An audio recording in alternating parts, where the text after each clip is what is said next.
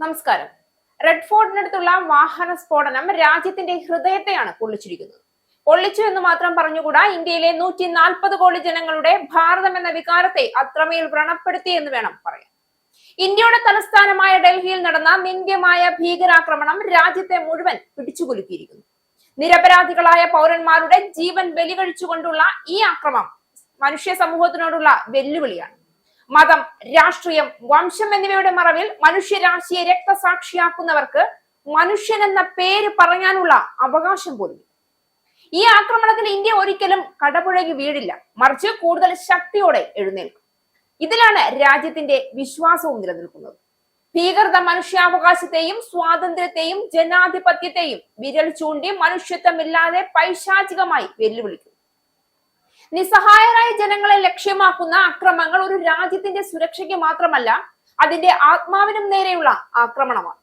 ഈ പശ്ചാത്തലത്തിൽ മോദി സർക്കാർ ഭീകരതയ്ക്കെതിരെ സ്വീകരിച്ച നടപടികൾ ആഗോളതലത്തിൽ ഇന്ത്യയുടെ നിലപാടിനെ കൂടുതൽ ശക്തമാക്കി. പുൽവാമ ആക്രമണത്തിനു ശേഷം മോദി സർക്കാർ രാജ്യത്തിന് മുന്നിൽ വെച്ച നിലപാട് ഇന്ത്യയുടെ ചരിത്രത്തിൽ ഒരു വഴിത്തിരിവായി മാറി. ഓപ്പറേഷൻ സിന്ധൂർ വരെയുള്ള ഇന്ത്യയുടെ തിരിച്ചടികൾ കൊണ്ട് ഇന്ത്യ ലോകത്തോട് പറഞ്ഞത് ഒരൊറ്റ സന്ദേശമായിരുന്നു: ഇന്ത്യയെ ആർക്കും വെല്ലുവിളിക്കാനാവില്ല. ഈ ദൃഢതയാണ് ഇന്നും ഭീകര ശക്തികളെ ഭീതിയിലാക്കുന്നത്. ഡൽഹി ആക്രമണത്തിന്റെ പിന്നാലെയും മോദി സർക്കാരിന്റെ പ്രതികരണം അതേ ദിശയിലാണ്. അന്വേഷണ ഏജൻസികൾക്ക് പൂർണ്ണ സ്വാതന്ത്ര്യം നൽകി കുറ്റവാളികളെ കണ്ടെത്താനുള്ള നിർദ്ദേശം നൽകിയിട്ടുണ്ട്. അതേസമയം സുരക്ഷാ ഏജൻസികൾ അതിർത്തികളിൽ കർശനമായ നിരീക്ഷണങ്ങൾ ഏർപ്പെടുത്തിയിട്ടുണ്ട്. രാജ്യത്തിന്റെ എല്ലാ പ്രധാന നഗരങ്ങളിലും ഉന്നത ജാഗ്രത പ്രഖ്യാപിച്ചു. മോദി സർക്കാരിന്റെ പ്രത്യേകത പ്രതികാരത്തെക്കാൾ നിയമപരവും ന്യായപരവുമായ നടപടികൾക്ക് പ്രാധാന്യം നൽകുക എന്നതാണ്. ഇന്ത്യ ഒരു ഉത്തരവാദിത്തമുള്ള രാഷ്ട്രം എന്ന നിലയിൽ പ്രതികാരം ആവേശത്തിലല്ല, ന്യായബോധത്തോടെയാണ് ചെയ്യുന്നത്. ഭീകരതയ്ക്കെതിരായ പോരാട്ടം ഒരാളുടെയോ ഒരു സർക്കാരിന്റെയോ കാര്യമല്ല, അതൊരു ജനതയുടെ സമഗ്ര ഉത്തരവാദിത്വമാണ്. മോദി സർക്കാരിന്റെ നേതൃത്വത്തിൽ ഇന്ത്യയിലെ എല്ലാ സംസ്ഥാനങ്ങളും രാഷ്ട്രീയ ഭേദമില്ലാതെ ഈ ഭീകരതയ്ക്കെതിരെ ഒന്നായി നിൽക്കുന്നു.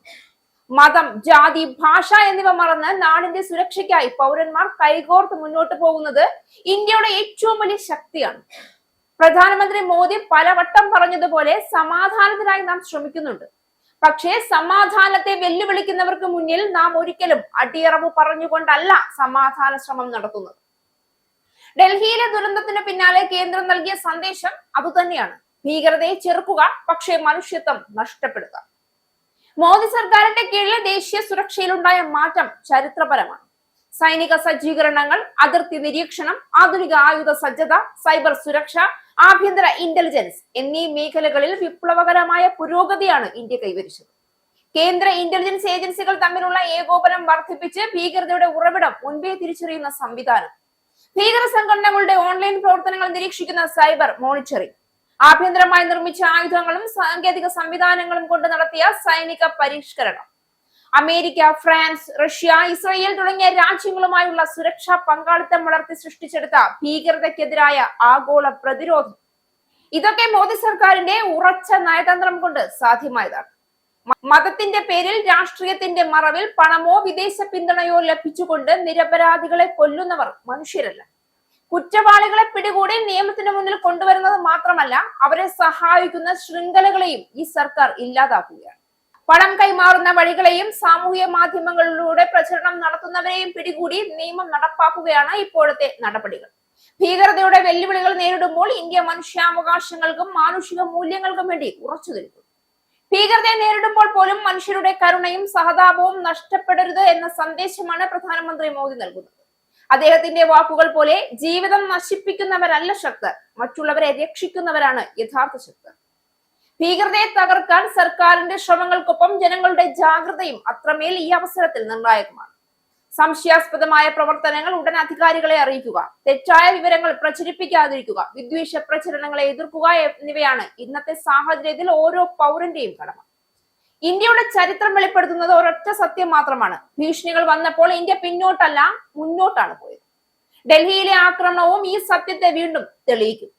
ഭീകരതയുടെ ഇരുണ്ട നിഴലുകൾ നമ്മുടെ ദേശത്ത് ഒരിക്കലും സ്ഥിരമായിരിക്കില്ല. കാരണം ഇവിടെ മനുഷ്യരാശിയുടെ ഒരുമയുടെ വെളിച്ചം അതിനേക്കാൾ ശക്തമാണ്.